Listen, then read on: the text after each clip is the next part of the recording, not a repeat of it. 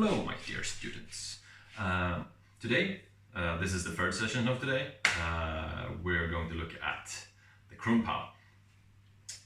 You all know the basic cuts: the Zornhau, the Unterhau, the Schildhau, and now we've also done Chromepow before. I just want you to have this as a refresher course. The Krumphau, again, we use the thumb grip on the blade or on the grip on the flat to keep control of our edge. When the Krumphau, we are also going to have our hand well down at the pommel or fairly down low, because we don't want to get stuck with our arms when we do the Krumphau. The Krumphau targets your opponent's blade or your opponent's arms. Your opponent's blade is going to be targeted somewhere around here or lower. Out here it's going to be a little bit dangerous because this part of the blade is going to be moving a little bit more. If you aim down here, you will make sure that you actually hit the blade when your opponent comes at you with maybe a cut or a thrust, or just threatening you with an ox or a flug. So we start out in the dominant position. Our opponent does something nasty towards us. I make sure that I stretch out my arms into a 45-degree angle towards my opponent, and I step off the line. Bam! And from here I have hit my opponent's blade, taken control, and from there I can Schildhau, Zwerchhau, or whatever I feel like doing.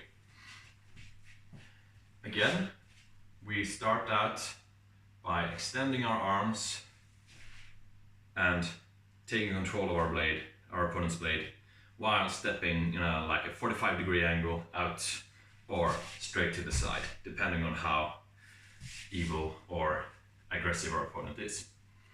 When we take control,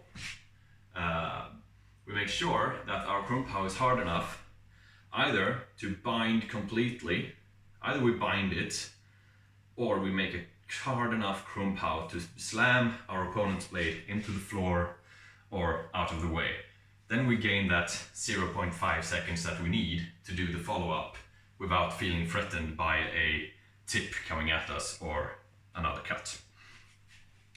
So from this side we do, and if I do it from the other side, I don't want to hit my lamp again, I am standing here, I step out to the side and keep my hands fairly high. My step is to the side, and from there we continue. Now Krumphau also is really hard. We can't really do Krumphau from this side because then we have to twist the whole sword and go down. From this side, I mean my non-dominant side. Like if you're a lefty, of course you can do it from here because then that's your dominant side. We instead, from our non-dominant side, we use Schrankhut. Schrankhut is a position like this, and we take control again by stepping off the line and keeping our hands fairly high. Our hands might be a little bit exposed out here, so we can pull them back or do whatever we feel like. But the idea is, at the same time, we look at when our opponent's attack comes in, we take control and follow up. And of course from Schrankhut you can do the attack from both sides. You want your blade to actually be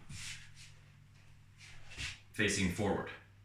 If you face it too flat, you're gonna hit your opponent's later, or what do you call it, your opponent's weak or the tip, and it's really easy for your opponent to move it out of the way and say and then thrust you in the throat or whatever.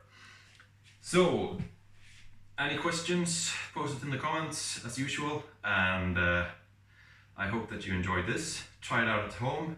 Don't hit your lamp or your cat or your paintings or whatever musical instruments you happen to have, or your aquarium.